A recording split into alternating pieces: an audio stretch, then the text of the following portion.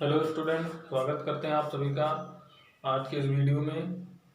तो हम generally vector के थोड़ा सा योग और घटाना के बारे में आपको बताया था। तो वेक्टर के आते हैं हम आज कुछ को कोई वेक्टर दिया रहेगा तो उससे घटकों के वियोजित करेंगे एक्स अक्ष वाई अक्ष में और मतलब 3 डायमेंशन में भी एक्स वाई जेड और तीनों में। तो न्यूमेरिकल भी अब हम यहीं से थोड़ा थोड़ा बताना शुरू करेंगे। आज वाले से रिलेटेड कुछ न्यूमेरिकल भी बाद में आपको बताएंगे क्योंकि इकट्ठा नहीं सही पड़ेगा। धीरे धीरे न्यूमेरिकल भी इसी में रहेगा। थोड़ा सा हम बताते हैं, उसको समझिएगा। मतलब घटकों में भी जो मतलब कोई वेक्टर है तो उसके कंपोनेंट में हम कैसे बांट करके उसको लिखते हैं। जैसे सबसे पहले हम एक्स और वाई अक्ष में वियोजित करेंगे और उसका परिमाण देखेंगे कितना होता है, और उसके बाद में फिर एक्स वाई जेड और मतलब तीनों अक्षों में हम डिवाइड करके आपको बताएंगे। तो जैसे कोई हम मानते हैं कोई क्या है, पहले वेक्टर ए है, मतलब ये यहाँ आयताकार वेक्टर या रेक्टेंगल कंपोनेंट या घटक बोलते हैं। तो देखते हैं, अभी तक समझ में आएगा। जैसे कोई वेक्टर ए है, ये कोई क्या है, वेक्टर ए है, तो इसके घटकों में हम इसको वियोजित कर लेते हैं। अब घटकों में वियोजित करने का मतलब एक्स अक्ष होगा और क्या होगा, वाई अक्ष होगा। ठीक, इधर भी एक्स अक्ष होगा, इधर भी एक्स अक्ष होगा, तो उससे कोई मतलब नहीं है, हम बनाते हैं। तो इसके वियोजित हम मतलब इसके दो घटक कार्य करेंगे। यहां से यहां तक हम मान लेते हैं वाई अक्ष पर भी इसका एक घटक कार्य कर रहा है। घटक कार्य करने का मतलब सबसे पहले समझ लो कि ये जो वेक्टर ये बनेगा, ये भी एक वेक्टर बनेगा, ये भी एक वेक्टर बनेगा। इन दोनों का जो योग होगा वो वेक्टर ए होगा। यानी कि जैसे दो वेक्टर दिए हैं तो उनका परिणामी हम लोग ज्ञात किए थे, ऐसे गया था। और अगर यहाँ उसका परिणामी दिया है तो उसको आप दो भागों में तोड़ भी तो सकते हो, आई बात समझ में। तो वही तोड़ने की प्रक्रिया ही उसको घटकों में वियोजित करने की प्रक्रिया कहलाती है। तो जैसे जैसे देखते थे हम, कोई दो वेक्टर लेते थे, वेक्टर ए लेते थे और फिर वेक्टर बी लेते थे, तो कहते थे कि मतलब जो है ऐसे जाएगा तो ये वेक्टर आर होगा जो इन दोनों के योग के परिमाण के बराबर होगा। और ये दिया ना रहे, देखो केवल यही दिया रहे तो उसके दो कंपोनेंट हम प्राप्त भी तो कर सकते हैं। वही चीज यहाँ पे है, बात समझे। तो कोई वेक्टर ए हमारे पास पहले से था तो हमने मान लिया वो वेक्टर जो है वो एक्स अक्ष के साथ थीटा कोण बनाता है। तो हमने माना है ना, थीटा कोण बनाता है। अब देखिए, अब एक्स अक्ष पर इसका जो घटक कार्य करेगा उसको हम वेक्टर ए एक्स मान लेते हैं, बात समझ में। और जो वाई अक्ष पर घटक कार्य कर रहा है उसको हम ए वाई मान लेते हैं। ए वाई अक्ष है क्योंकि हम लोग यहीं तक इस वेक्टर को कहाँ तक मानते हैं, यहीं तक मानते हैं। वेक्टर को यहाँ तक मान लेते हैं और इस वेक्टर को हम लोग वेक्टर ए वाई मान लेते हैं। बस इधर नहीं बनाते हैं, कोई बहुत ज़्यादा मतलब नहीं है। इसको हम ओ मान लेते हैं। यानी कि कोई आपके पास पहले क्या दिया था, वेक्टर ए, वो एक्स अक्ष के साथ कितना कोण बनाया था, थीटा कोण, इतना दिया था। अब उसके दो घटक हम मान लिए कि एक घटक एक्स अक्ष के साथ घटक है वो वेक्टर ए एक्स, और वाई अक्ष के साथ वेक्टर जो घटक है वो ए वाई है ऑलरेडी। आई बात समझ में। इतना चीज हम लोग मान लिए। अब घटकों में और इसमें क्या संबंध है, हालांकि रेक्टेंगल इसको आप बना करके पूरा भी कर सकते हैं चाहे तो। थोड़ा सा इसको हम और बढ़ा देते हैं। और रेक्टेंगल मतलब जो आयत है बन रहा है, आयत भी क्या होता है, समांतर चतुर्भुज ही होता है, बात समझे। तो आप इसको पूरा भी कर सकते हैं, हालांकि ये वेक्टर है।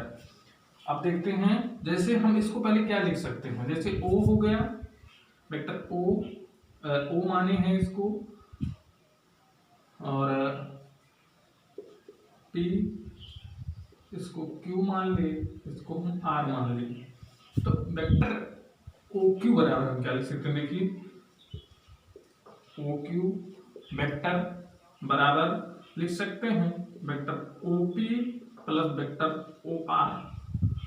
लिख सकते हैं कि नहीं लिख सकते हैं? देखो ओपी और ओ आर को जोड़े होंगे तभी ओ क्यू मिला होगा।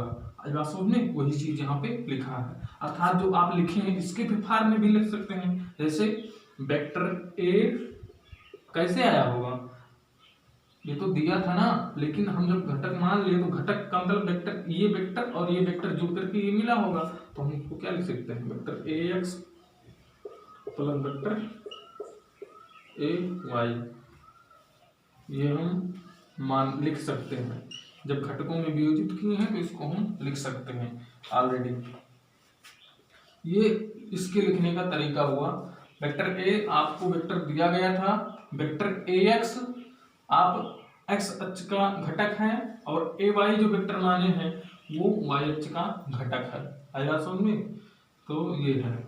अभी और हम बताए थे ऑर्थोगोनल वेक्टर में बताए थे कि ये यूनिट वेक्टर आई कैप हमने बताया था कि एक्स अक्ष के साथ हम यूनिट वेक्टर आई कैप लेते हैं, वाई के साथ जे कैप और जेड अक्ष के साथ के कैप लेते हैं। तो वो हम कैसे प्रदर्शित करते हैं, देखो उसके प्रदर्शित करने का तरीका है, इसको हम ऐसे लिख सकते हैं। वहां बताया था हमने x A X, vector A x को हम लिख सकते हैं ए एक्स आई कैप, वहां बताया गया था।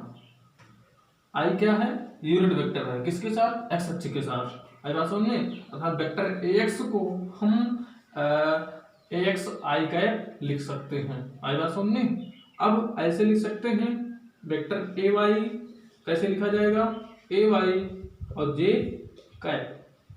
आई बात समझ में? ये भी तरीका है आपके लिखने का। किसके फॉर्म में, यूनिट वेक्टर के फॉर्म में लिखा जाता है ये। अब क्योंकि यहाँ जेड अच्छा हमने लिया नहीं है, अभी इसको लेंगे तो हम बताते हैं कि कैसे होगा। आएगा समझ में? अब इसका परिमाण भी हम निकालते हैं कि कौन सा, ये तो लिख दिए हैं ना, अभी काम लगेगा। देखिए अभी इसको भी और हम फॉर्म में लिख सकते हैं, इसके फॉर्म में चलिए। अर्थात यूनिट वेक्टर के फॉर्म में वेक्टर ए बराबर ए x I cap plus A Y J cap. देखिए यही चीज ये लिखा, बशर्ते वो किसके फॉर्म में है, यूनिट वेक्टर के फॉर्म में है। आपको जो न्यूमेरिकल लगाने होंगे सब में आई कैप जे कैप आएगा। देखिए ये तो हमने लिखा था, ये जो रेक्टेंगल बना है उसके हिसाब से।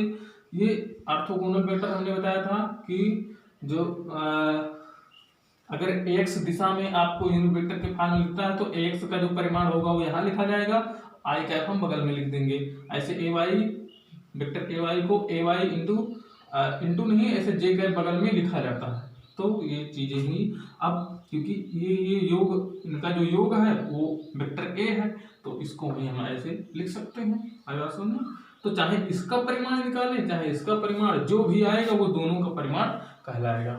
आएगा सुनने। अब थीटा क्या था, थीटा वेक्टर एक्स अक्ष के साथ बना, वेक्टर ए के बीच में बना हुआ कोण था। अब हम योग किसका किसका करेंगे, हम ए को नहीं देखेंगे, ए को नहीं देखेंगे, हम देखेंगे कि ए एक्स और वेक्टर ए एक्स, ये ए एक्स यहाँ लिखा गया है, ध्यान दीजिएगा, A X vector A X, A X vector A X और वेक्टर ए वाई को जोड़ने पर हमको वेक्टर ए मिलता है। तो योग का फार्मूला चाहो तो यहाँ लगा दो और ऐसे भी समझ सकते हो, यहाँ हम लगा देते हैं थोड़ा सा याद करने के लिए। ये हमको पता है, ये भी पता है, ये भी पता है, तो हमको क्या क्या पता है, 90 डिग्री यहाँ से बनेगा, आधार पता है और कर्ण पता है, तो cos थीटा लगा देते हैं। cos थीटा बराबर आधार बटे कर्ण, तो यहाँ से हम cos थीटा लगाएंगे। देखो यहाँ से देखो, cos थीटा बराबर आधार बटे कर्ण, वेक्टर एक्स अपान, वेक्टर लिखेंगे नहीं क्योंकि हम लोग कैलकुलेशन कर रहे हैं, परिमाण लिया जाता है, एक्स अपान एक, यानी कि एक्स बराबर क्या आएगा, एक्स बराबर आएगा ए कॉस थीटा। ऐसे अगर आप ए वाई निकालेंगे, ए वाई जो वेक्टर होगा वो इसके बराबर होगा क्योंकि आयत है, ऐसे नहीं है, हमारा थोड़ा तिरछा हो गया, तो ये यहाँ निकालेंगे तो ये आएगा ए वाई बराबर ए साइन थीटा आएगा सुनने आएगा। अब इसको छोड़ देते और थोड़ा सा हम निकाल लेते हैं, बर करके जोड़ देते हैं, ax स्क्वायर और प्लस ay स्क्वायर x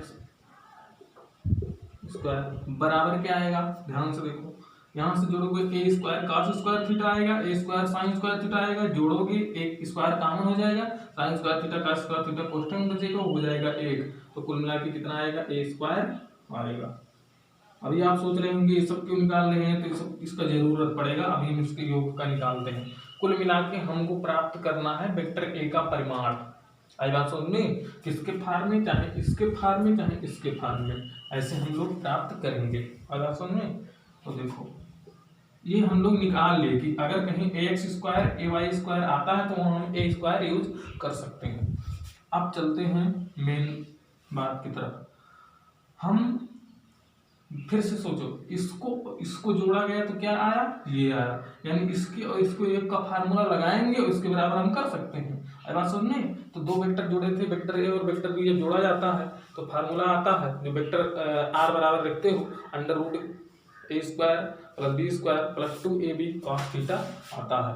यहाँ ए तो ये माना गया है, ए को छोड़ दो, यानी कि इसका स्क्वायर प्लस इसका स्क्वायर प्लस 2 ये और इंटू कॉस थीटा। अब कॉस थीटा वहां पर क्या था, कॉस थीटा उन दोनों सदिशों के बीच बना हुआ कोण था।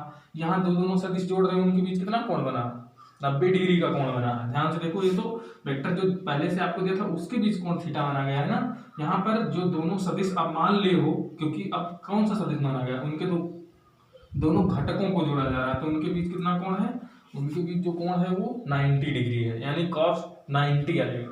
और cos 90 आएगा तो उसका मान होगा 0। तो कुल मिला के जो यहाँ पर आएगा, चलो लिखते हैं vector ax plus vector ay, यही तो जोड़ रहे हो आप, इससे तो कोई मतलब नहीं है। अब क्या आता है, इसका ये जोड़ते हैं तो इनका परिमाण लिखा जाता है। परिमाण लिखने का मतलब हम लोग क्या लिखते हैं, ऐसे लिख देते हैं,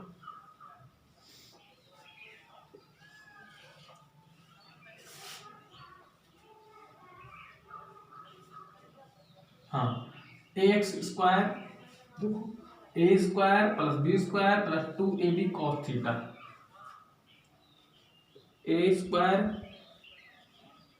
ए स्क्वायर, अब यहाँ ए एक्स का स्क्वायर और प्लस ए वाई का स्क्वायर, अब plus 2ax 2ay into cos 90 होगा इन दोनों के बीच कोण, और जब cos 90 होगा तो उसका मान होगा 0, और जब 0 होगा तो उसका कोई मतलब होगा नहीं, और जब मतलब होगा नहीं तो अर्थात हम इसको लिखेंगे ही नहीं, और जब लिखेंगे ही नहीं तो ये किसका मान होगा, ये a का परिमाण है भाई, a, यही तो था वेक्टर ए, और ये इसका योग हम लोग यहाँ लिखे थे, तो ये लिखते हैं, यानी ए बराबर क्या आया, वेक्टर, बस हो गया। अब क्या लिखना, समझ में आया होगा तो अच्छी बात है, कैसे आया ये, चाहे यहां से समझ लो और चाहे यहां से समझ लो, बात एक है। ये ऐसे आया था, वो हम लोग फार्मूला लगाए थे तब आया था। ए क्या है, वेक्टर ए आपको दिया गया था, उसका परिमाण आपको पता होगा। जब घटकों में वियोजित करेंगे तो ax और ay उसके दो वेक्टर बनेंगे, उनका दोनों का अलग अलग परिमाण होगा, तो अर्थात क्या आएगा, ये वेक्टर आएगा। यानी कि कहीं ऐसे दिए हैं। अब यहाँ चलते हैं, यहाँ देखते हैं, जैसे कोई वेक्टर, अब देखो क्वेश्चन को कैसे लगाएंगे, जैसे दे दिया गया वेक्टर ए बराबर कह दिया गया 2i cap plus 3j cap, तो आपको क्या ज्ञात करना है, वेक्टर ए का परिमाण, यही तो पूछा जाएगा, ए का परिमाण, यानी माड ऑफ वेक्टर ए बराबर क्या होगा, माड ऑफ वेक्टर ए बराबर होगा ax स्क्वायर, ax क्या होता है, i का गुणांक होता है, i का गुणांक यानी 2 स्क्वायर, और ay क्या होता है, j का गुणांक, तो ay क्या है यहाँ, ay का मान 3 प्लस 3 का स्क्वायर, तो माड ऑफ वेक्टर ए यानी वेक्टर ए का परिमाण, ये तो निकालेंगे वेक्टर ए का परिमाण। तो हम लिखते हैं, चाहे माड ऑफ वेक्टर ए लिखो चाहे ए लिखो, ये ऐसे लिखा जाता है। माड लगाएंगे तो अगर माड हटाएंगे तो केवल ए लिखा जाएगा, और ए बराबर जो आएगा अंडर रूट 2 दूनी 4 और 3 त्रिका 9, यानी ए बराबर क्या आएगा 9 4 13, या मॉड ऑफ वेक्टर ए बराबर अंडर रूट 13। अगर समझे ऐसे, अब वो हमने बता दिया अलग तरीका, यही आपको मेन चीज है, यही आपको ज्ञात करना है। तो एक और हम लिख करके क्वेश्चन बताते हैं कि घटकों में वियोजन था किसमें, एक्स अक्ष, वाई अक्ष और जेड अक्ष में।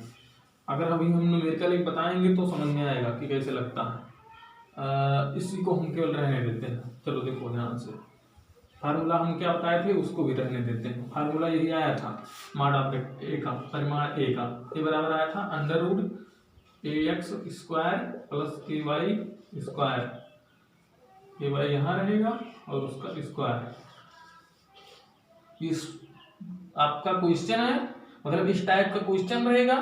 किस फार्मूले से सॉल्व होगा, इस फार्मूले से।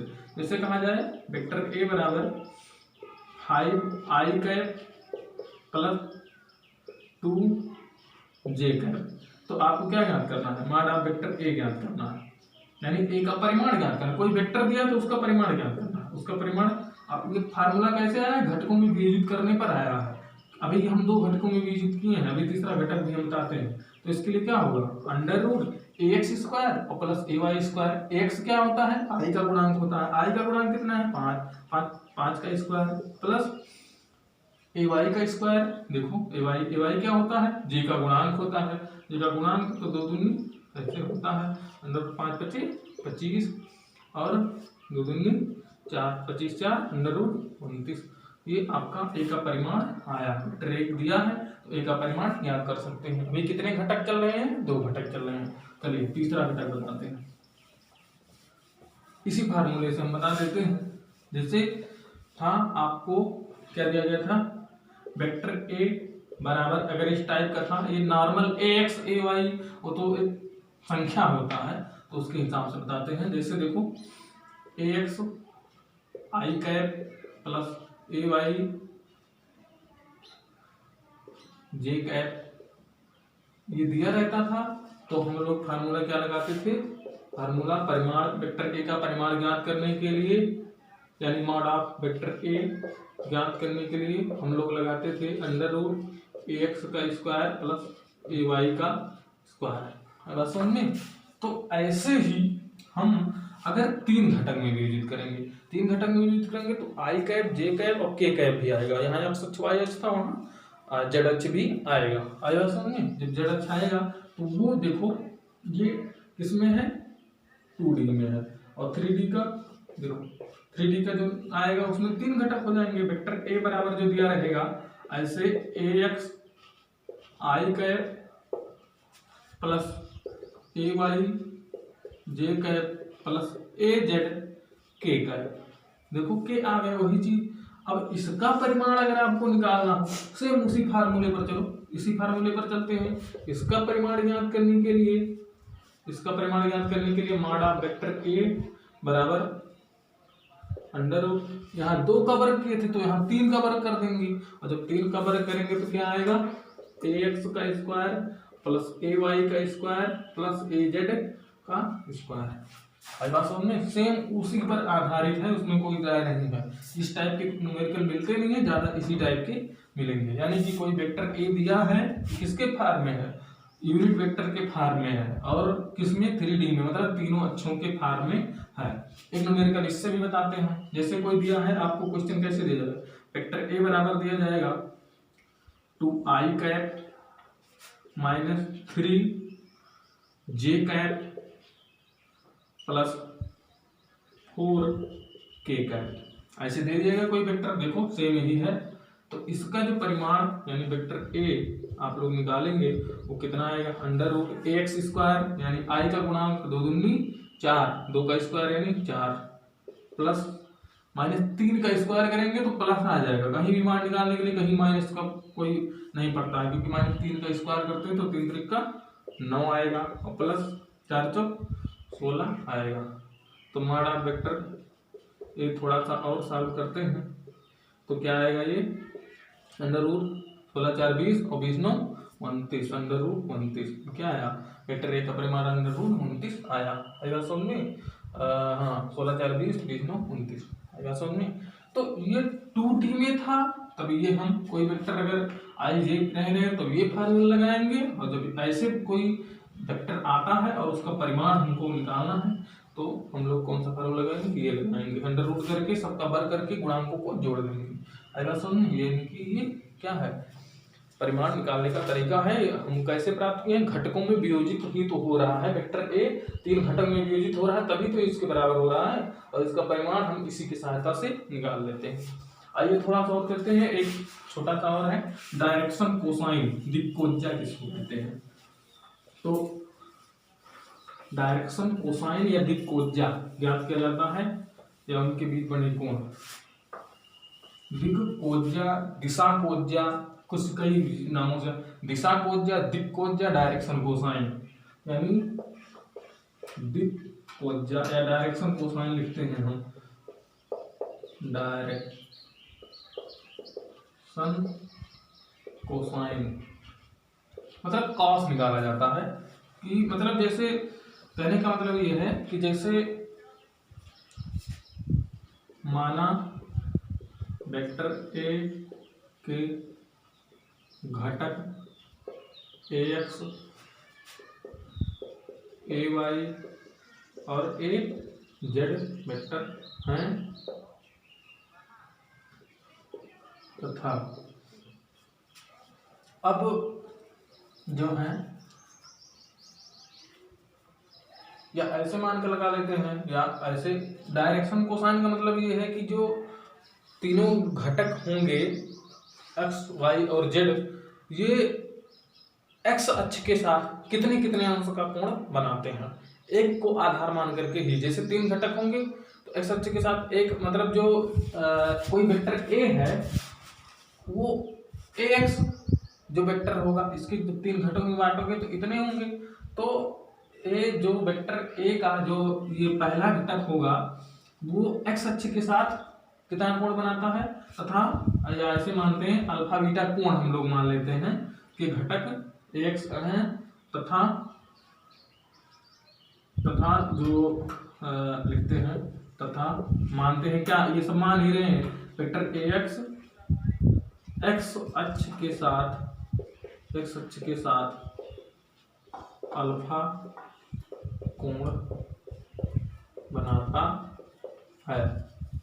जरा समझे, ऐसे ए वाई किसके साथ, वाई अक्ष के साथ देखेंगे, वाई अक्ष के साथ बीटा कोण बनाता है, ठीक। ऐसे ए जेड अक्ष के साथ गामा कोण बनाता है। तो इन सभी का जो कोणों का मान होगा उसी को मतलब हम लोग क्या बोलते हैं, डायरेक्शन कोसाइन बोला जाता है। अगर समझे तो उसको देखो, जहां हमने जब आया था तो वेक्टर ए बराबर cos थीटा बराबर आया था वेक्टर ax अपान a आया था कि नहीं आया था। अरे जो अभी बना था ऐसे बना नहीं था, देखो ध्यान से, अगर आप देखना चाहो, जो रेक्टेंगल वेक्टर हमने बनाया था हम बना देते हैं, जैसे बना था, ये वेक्टर a माना गया था और इसके cos और थीटा x अक्ष के साथ थीटा कोण माना गया था, ये x था, ये y था और ये क्या था, ax था। तो अगर देखो यहाँ से, यहाँ cos थीटा लगाओगे तो आधार बटे का आया था, देखो ध्यान से, cos थीटा बराबर आधार बटे कर्ण ax अपान a आया था कि नहीं आया था। ऐसे अब यहाँ क्या था, वेक्टर a के साथ जो है x अक्ष के साथ वेक्टर a थीटा कोण बनाता था। ऐसे यहाँ पर जो वेक्टर ax है x अक्ष के साथ अल्फा कोण बनाता है, तो यहाँ cos अल्फा बराबर जो आएगा वो आएगा क्या, ax अपान a आएगा। वैसे ध्यान से देखो, ऐसे है, ऐसे cos बीटा अगर हम निकालते हैं तो a y अपान a आएगा। ऐसे हम लोग cos गामा निकालते हैं तो az अपान a आएगा। ये क्या है, अल्फा बीटा गामा क्या है, अल्फा जो है वो एक ax जो घटक आपने माना है वेक्टर a का, वो x अक्ष के साथ बना हुआ कोण है। बीटा क्या है, ay घटक ay जो घटक ए वाई है इसका वाई अक्ष के साथ बना कोण और ए जेड जो है वो जेड अक्ष के साथ बना कोण है कितना, गामा है। तो अगर इतना हम मानते हैं तो हम देखो इसी से हम लोग लिखे हैं यहाँ पर एक ही घटक के बारे में, ए का इसके साथ घटक एक्स अक्ष पर ही एक घटक लिया गया था। तो ऐसे कॉस अल्फा बराबर x by A, cos beta बराबर ए वाई बाई ए और ए जेड बाई ए और कॉस गामा बराबर ए जेड बाई ए। यानी कि ये क्या है, ये डायरेक्शन कोसाइन है। अगर आप अल्फा ही ऐसे पूछा जाए कि कोई वेक्टर ए दे दिया गया, वेक्टर ए किसी फॉर्म में, अब वेक्टर ए कैसे देगा आपको, वेक्टर ए ऐसे देगा 2i cap plus 3j cap plus 5k cap. आई बात समझ में। अब पूछ लिया जाए कि जो वेक्टर ए है वो एक्स अक्ष के साथ कितने अंश का कोण, वाई अक्ष के साथ कितने अंश का कोण और जेड अक्ष के साथ कितने अंश का कोण, यानी कि आपको क्या ज्ञात करना है, अल्फा बीटा गामा ही तो ज्ञात करना है। तो अल्फा बीटा गामा कैसे ज्ञात होगा, इसी फार्मूले से तो ज्ञात होगा। आई बात समझ में। तो इसी को डायरेक्शन, अगर कॉस अल्फा ऐसे तो डायरेक्शन कोसाइन पूछा जाएगा तो ऐसे, और बीच का कोण कह जाएगा तो अल्फा बराबर निकाल लेंगे, अल्फा बराबर निकालेंगे तो यहाँ से कोण तो निकल ही जाएगा, एक्स और ए पता रहेगा तो कॉस अल्फा आपको निकल जाएगा। इसी को क्या बोलते हैं, डायरेक्शन कोसाइन, दिक्कोज्या, दिशा कोज्या के नाम से जाना जाता है। आई बात समझ में। तो हम आपको एक जो है छोटा सा क्या बताते हैं, क्वेश्चन बताते हैं। चलिए इसको ध्यान से समझेंगे तो समझ में आएगा। चलिए सबसे पहले तो हम आपको जोड़ना बता देते हैं, मतलब इसी के फार्म में। जैसे कोई दे दिया गया वेक्टर ए बराबर 2i cap plus j cap plus 3k cap और वेक्टर बी बराबर दे दिया गया, वेक्टर बी बराबर दे दिया गया 3i cap plus 2j cap plus k cap. तो वेक्टर ए, चलो देखते हैं, vector A plus vector B पहले निकालो। तो हम लोग इसमें कुछ नहीं करना होता, हम लोग डायरेक्टली गुणांकों को जोड़ देते हैं। इसके वेक्टर ए और वेक्टर बी को जोड़ना है तो i कैप यहाँ लिखेंगे और यहाँ 2 प्लस 3 लिखेंगे, इसके और इसके i के गुणांक को जोड़ देंगे। प्लस है, यहाँ कहीं माइनस होता तो यहाँ बीच में माइनस लगाएंगे। ऐसे j कैप यहाँ लिख देंगे, j कैप, और यहाँ गुणांक j का मान कितना, ये ए वाई, ए एक्स का मान ये है और ए वाई इसका गुणांक होगा। तो मतलब यहाँ जो भी है वहाँ क्या है, एक छिपा हुआ है। तो यहाँ 1 और प्लस 2 का यहाँ से प्लस k कैप, इसका क्या होगा 3 और यहाँ का 1 क्या हो गया 4। तो इसे जोड़ देंगे, 3 2 5 i cap plus 2 1 3 j cap plus 3 और 1 4 k कैप। आएगा समझ में। अब पूछा जाए आपको, देखो ये निकल गया, कितने प्रकार से प्रश्न बनते हैं हम बता देते हैं इसी उसमें क्वेश्चन में जो हमने आपको बताया। Vector A minus vector B पूछा जाए तो यहाँ माइनस करके जाएंगे, घटा देंगे, यहाँ भी माइनस हो सकता है तो 2 जहाँ रहेगा वहाँ हम लोग माइनस कर देंगे। ऐसे पूछा जाए वेक्टर ए का परिमाण ज्ञात कीजिए, वेक्टर ए के परिमाण को मान आप वेक्टर ए बोलते हैं। तो बताइए क्या होगा, अंडर रूट 2 का स्क्वायर 4, यहाँ क्या है 1 का स्क्वायर 1, 3 का स्क्वायर 9, क्या आएगा 4 5 और 9 4 9 5 14, अंडर रूट 14 वेक्टर ए का परिमाण है। ऐसे पूछा जाए कि vector A plus vector B का परिमाण। अब देखो ध्यान से, ये ए और बी का अलग अलग परिमाण नहीं पूछा है, ये vector A plus vector B का परिमाण पूछा, यानी योग का परिमाण। तो अगर ऐसे कहीं पूछा जाता है तो सबसे पहले आप योग निकालेंगे और योग निकालेंगे उसका परिमाण निकाल लेंगे। हमने योग देखो यहाँ निकाला है वेक्टर ए वेक्टर बी, अब योग निकालने के बाद ही परिमाण निकालेंगे। आई बात समझ में, ना कि अलग अलग निकाल करके जोड़ देंगे परिमाण। तो वेक्टर ए अगर ऐसे लिखा है, देखो कई प्रकार से प्रश्न बनते हैं। अभी देखो vector A plus vector B, ऐसे पहले इसको अंदर से देखते जाओ, इतना योग निकालेंगे, योग निकाला उसका परिमाण जो आया इसी का परिमाण निकाल देंगे। देखो vector A plus vector B यही तो आया है, इसका परिमाण निकाल देंगे। 5 25 25 और 3 3 9 और 4 4 16। क्या करते हैं हम लोग, इसी का इसमें गुणा, इसका स्क्वायर प्लस इसका स्क्वायर प्लस इसका स्क्वायर, यानी गुणांकों का स्क्वायर करते हैं। फार्मूला हमने बताया वेक्टर ए बराबर under root ax square plus ay square plus az square. x का मान 5, ay का मान 3, az का मान 4।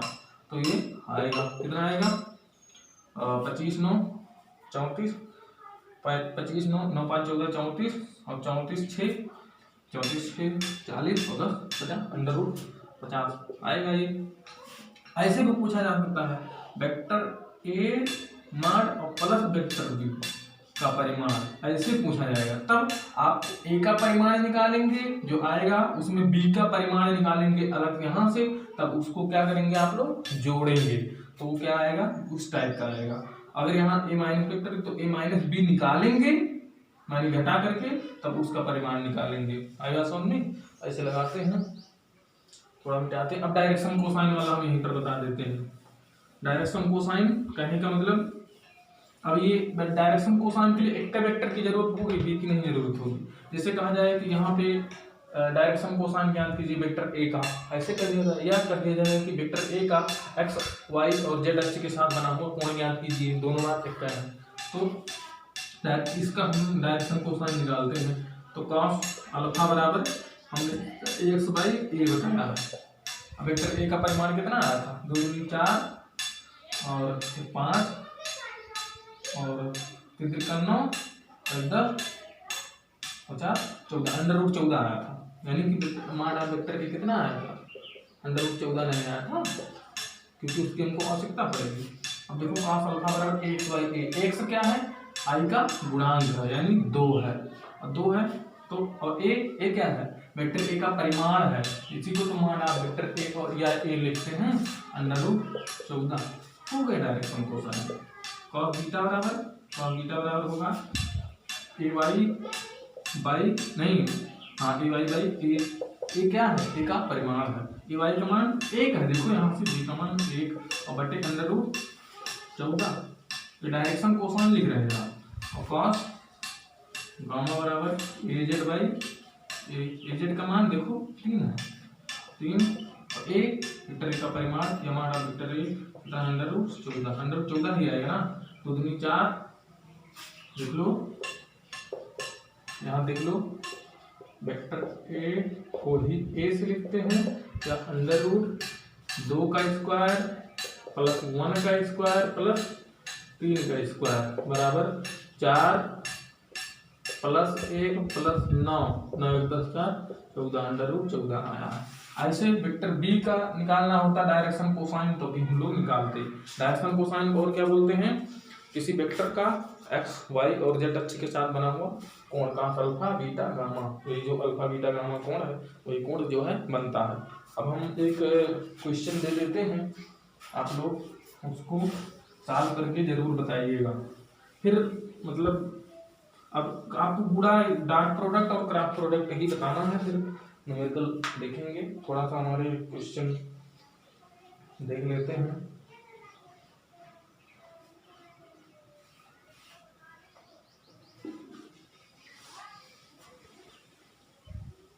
चलो क्वेश्चन है, आप लोग सब लोग लगा करके इसको ग्रुप में नहीं भेजेंगे, जिसको भेजना होगा हमारे पास भेजेंगे, जिसको नहीं भेजना होगा वो मत भेजिएगा।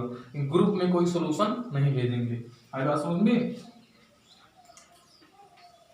वेक्टर ए बराबर 2i cap plus 3j cap plus 4k cap तथा वेक्टर बी बराबर कोई क्वेश्चन क्या आई कैप डाल देते हैं I cap plus 2j cap plus k cap, ये दिया है लिख देते हैं। 2i cap plus 3j cap plus 4k cap plus i k cap 2j cap plus k cap केवल दिया गया है। अगर समझ में हमने बताया, एक बार दिखा देते हैं, यहाँ एक माना जाएगा, यहाँ भी एक माना जाएगा। आपको पहला ज्ञात करना है, कितने क्वेश्चन है, ए का वेक्टर ए का परिमाण। दूसरा क्वेश्चन आपको इसी में ज्ञात करना है वेक्टर बी का परिमाण, वेक्टर बी का परिमाण तीसरा क्वेश्चन इसी में आपको ज्ञात करना है, vector A plus vector B का परिमाण या मान का परिमाण। अब पहले जोड़ेंगे फिर उसका जो आएगा उसका परिमाण निकालेंगे, हमने बता दिया है। चौथा, vector A minus vector B, vector A minus vector B का मान निकालना है, ना कि इसका परिमाण निकालना है। पांचवा, एकांक सदिश हमने नहीं बताया क्या, चलो एकांक सदिश भी बता देते हैं। Vector A plus vector B की दिशा में एकांक सदिश, vector A plus vector B की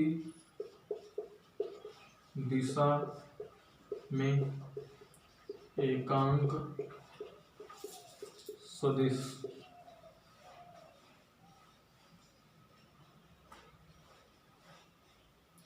पांचवा है, छठवां देखिए, चौथा पांचवा छठवां देखिए, वेक्टर ए का एक्स वाई तथा जेड अक्ष से बना कोण, यानी दिशा कोज्या, यानी दिक्कोज्या ही आपको ज्ञात करना है। इतनी चीजें आप इस प्रश्न में ज्ञात करेंगे।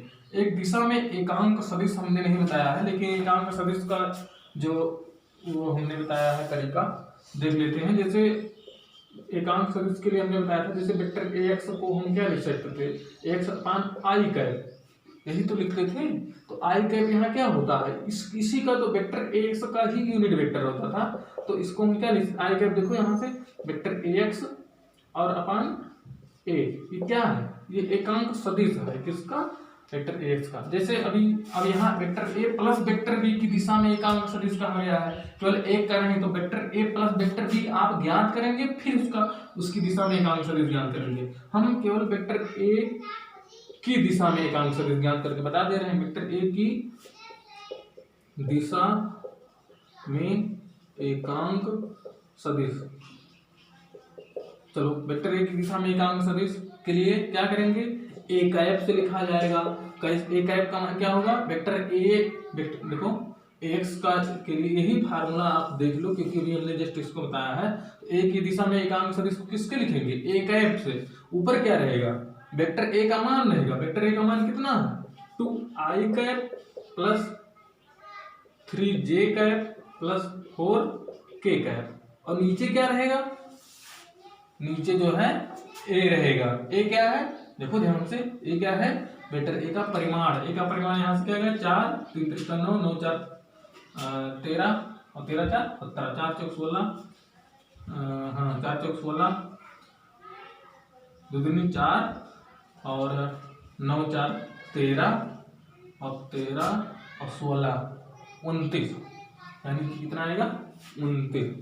तो अंडर रूट 29, देखो ये क्या हो गया, यही एकांक सदिश हुआ, लेकिन किसके दिशा में, वेक्टर ई की दिशा में एकांक सदिश। किसी की भी वेक्टर की दिशा में एकांक सदिश ज्ञात करना है तो उस वेक्टर को यहाँ लिखेंगे और उसका परिमाण से भाग कर देंगे, तो क्या आता है, उस दिशा में उसका एकांक सदिश हो जाता है। आएगा समझ में, तो यही चीज है बस।